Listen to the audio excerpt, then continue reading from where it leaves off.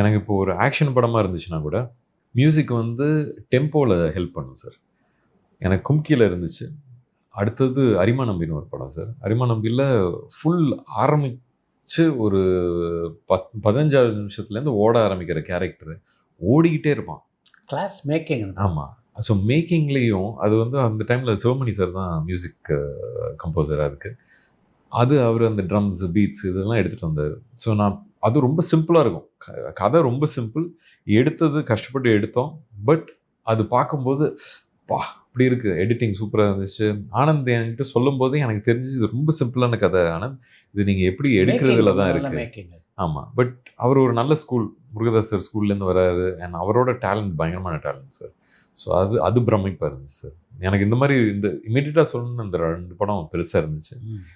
மேம்படுத்தப்பட்ட சமூக பொருளாதார வளர்ச்சியை அடைய மக்களுக்கு வழிகாட்டுவதே மக்கள் நீதி மையத்தின் முதன்மை பணி.